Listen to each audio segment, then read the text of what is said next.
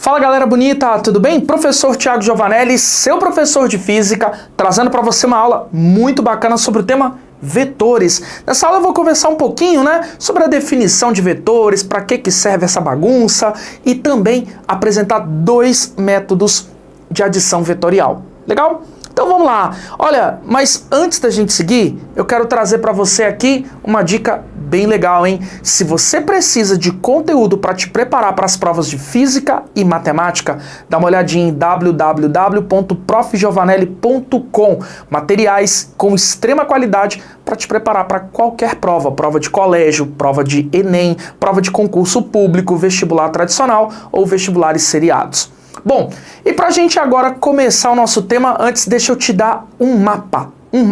Deixa eu te indicar para que serve isso.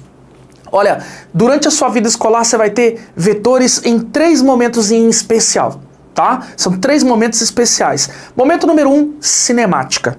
Olha, a física, ela começa geralmente lá no 9º ano, na primeira série do ensino médio, com o tema de movimento, cinemática. E para estudar algumas partes da cinemática, é importante você conhecer a teoria de vetores.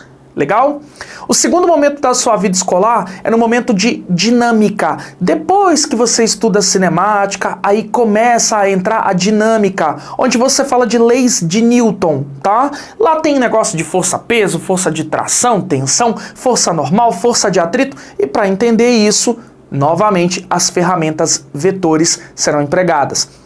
E o terceiro momento crucial, não que sejam só esses, mas o terceiro mais relevante, é o momento onde você vai estar, geralmente numa matéria ou da 2ª série ou da 3ª série do ensino médio, eletrostática, onde você vai falar de força elétrica e campo elétrico.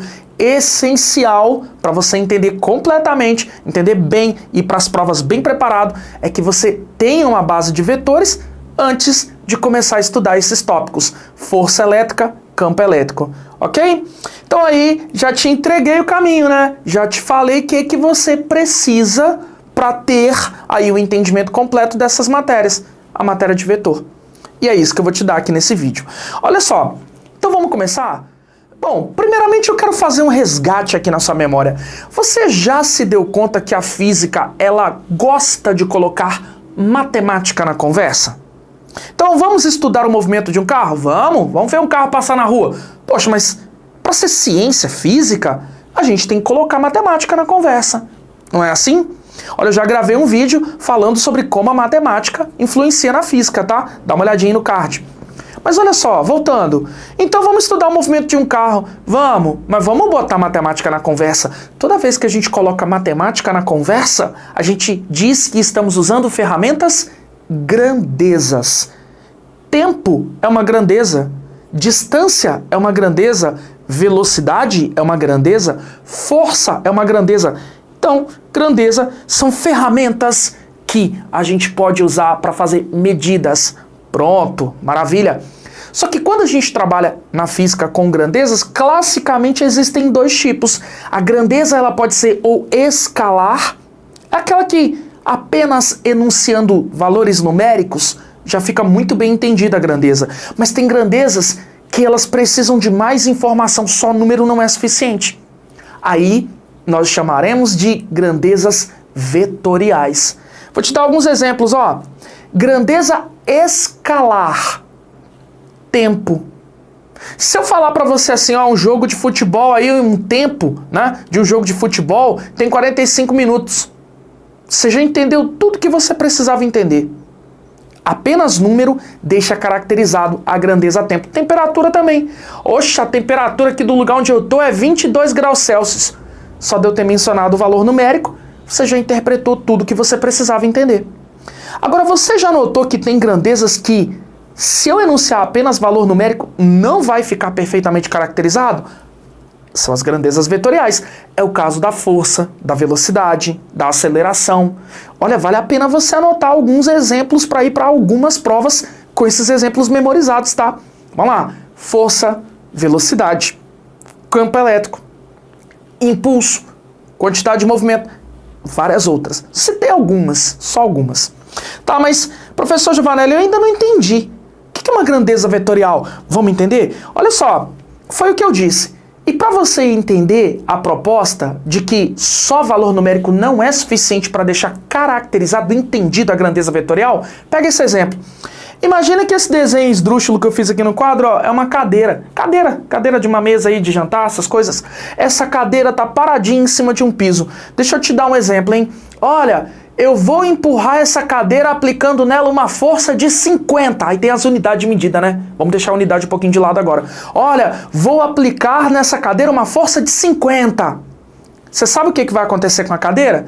Ih, Giovanelli, a cadeira vai quebrar. Ih, Giovanelli, a cadeira vai mover. Ah, vai acontecer nada não. Irmão, só com valor numérico você não consegue dizer exatamente o que vai acontecer. Sabe por quê? Pensa comigo. Se eu aplico 50 vertical para baixo nessa cadeira, eu causo um efeito. Agora, se eu aplico 50 na horizontal da esquerda para a direita, o efeito é outro. Se eu aplico na horizontal da direita para a esquerda, o efeito será outro. Você está entendendo que não dá para entender o que acontece com a cadeira só de eu ter mencionado a grandeza, a força que eu vou aplicar nela com o valor numérico? Eu preciso dizer mais coisa. E se você ainda não percebeu, eu descrevi algumas dessas mais coisas. Uai, eu não falei assim, aplicar uma força na vertical para baixo, o efeito é outro. Aplicar uma força na horizontal para a direita, o efeito é outro. Ou seja, eu atribuí mais características para deixar claro o que a força ia fazer com a cadeira. Eu disse o valor numérico, 50, a direção horizontal, vertical e o sentido para baixo, para a esquerda, para a direita.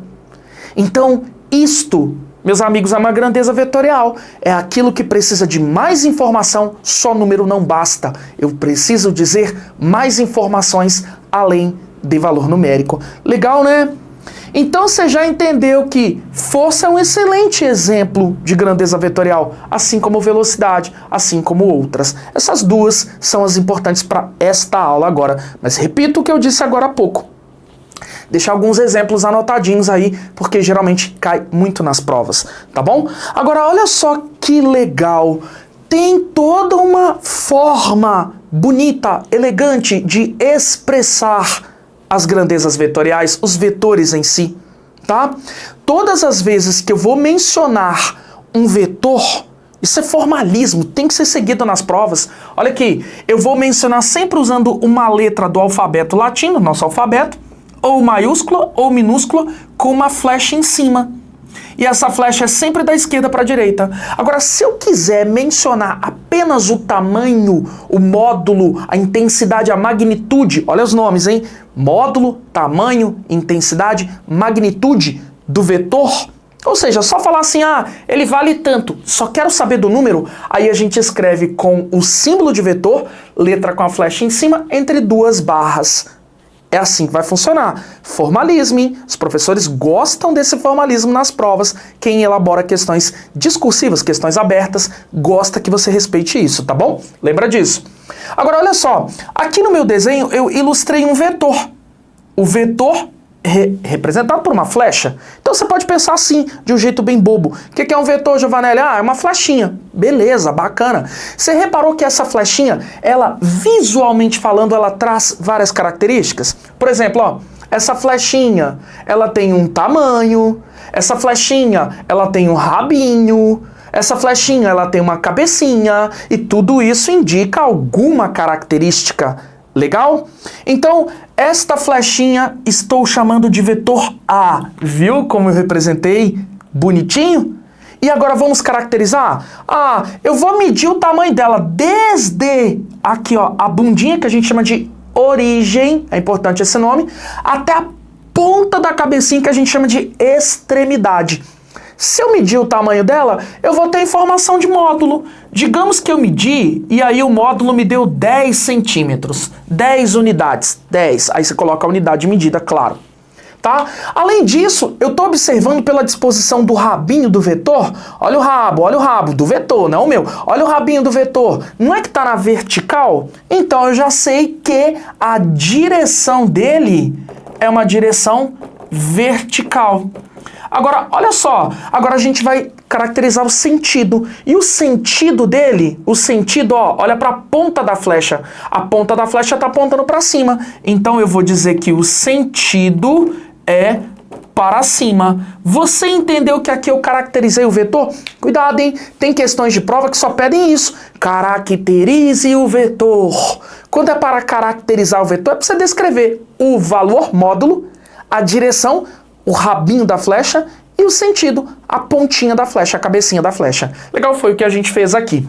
Olha que bacana. Só que, galera, existem várias definições aqui que são importantes, muito relevantes. Você precisa saber o que é um vetor unitário, que é um vetor de tamanho 1. O que são dois vetores opostos, vetores com o mesmo tamanho, mesma disposição do rabinho, direção, só que as cabecinhas apontando para sentidos contrários. Legal? Então, existem outras definições importantes, mas eu garanto que as definições mais importantes para você nesse momento é saber a adição de vetores. Ô, Giovanelli, como assim adição de vetores? É você pegar um vetor e somar com outro vetor. Tá, mas é moleza. É muito fácil. Olha, cuidado, hein? Somar vetor não é igual a somar números reais, como a gente faz por aí, tá bom? Vamos entender a proposta? Para você entender junto comigo, eu fiz a representação da seguinte situação. Aqui, nós estamos olhando por cima um rio. E esse rio tem um barco, tá aqui, ó. E esse barco, ele está sendo arrastado para a direita no meu desenho pela velocidade da correnteza. Velocidade é uma grandeza vetorial, repara que eu representei fielmente, formalismo bonitinho. Agora, eu também estou observando o VB, que é a velocidade do barco. Sei lá, o motor do barco está aplicando essa velocidade nele. Então, reparando no meu desenho, eu vejo que a correnteza puxa o barco na horizontal para a direita e o motor do barco puxa ele na vertical para cima no meu desenho. A pergunta é, para onde o barco vai?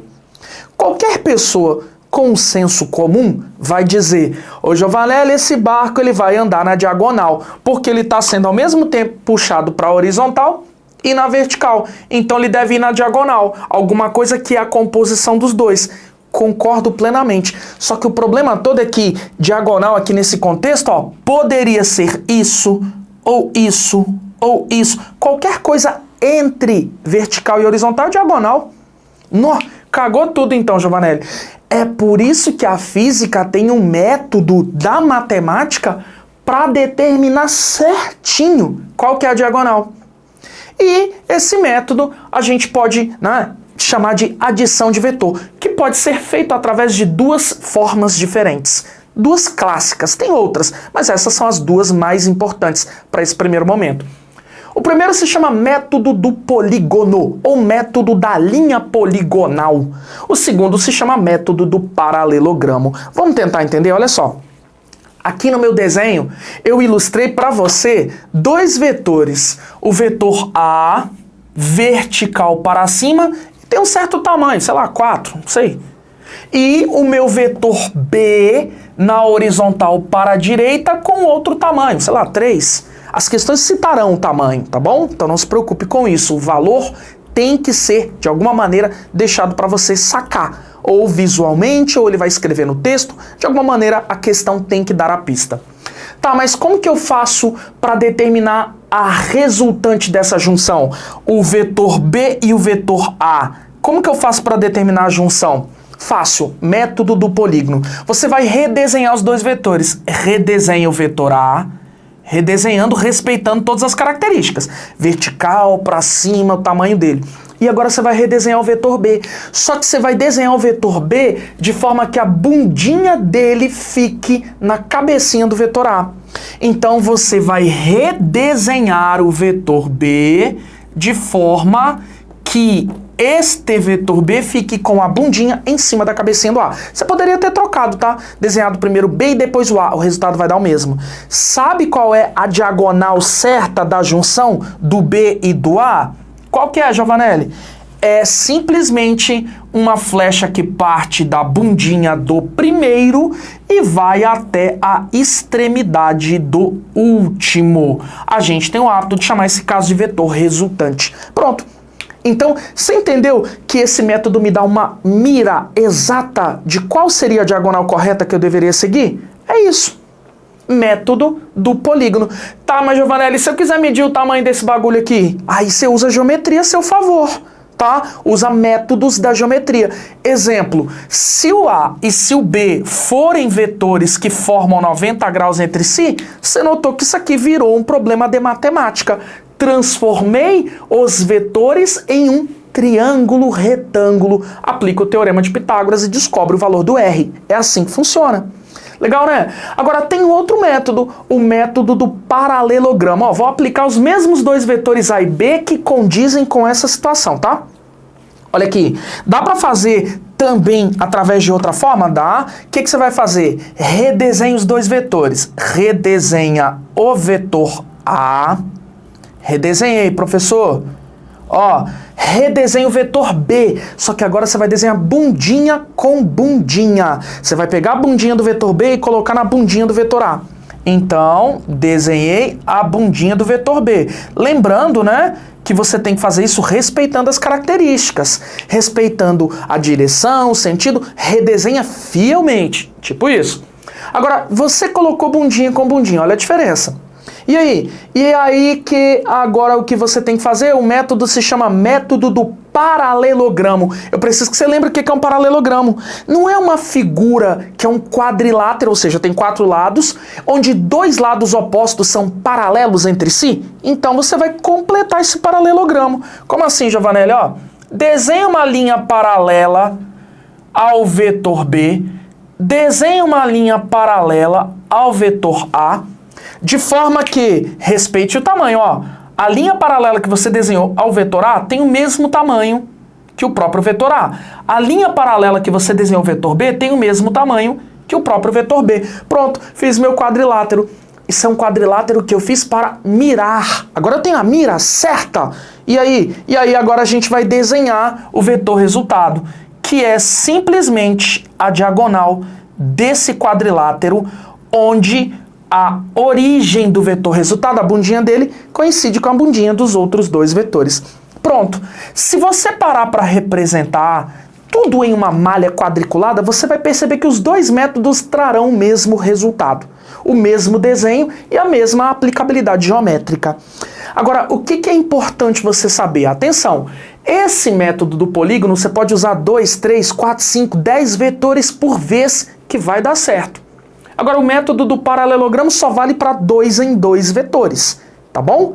Além disso, esse método do paralelogramo, ele é legal pra caramba para usar em situações onde eu não tenho malha quadriculada. Já o método do polígono, ele é excelente para questões que trazem malha quadriculada para você fazer nos quadradinhos, tá bom? Além disso, o método do paralelogramo tem uma fórmula própria, só que isso aí é tema para nossa próxima aula, tá bom? Galera, espero que você tenha curtido esse vídeo, compartilha com seus amigos, dá uma olhadinha na minha plataforma www.profgiovanelli.com e, claro, continua sempre os seus estudos. Valeu!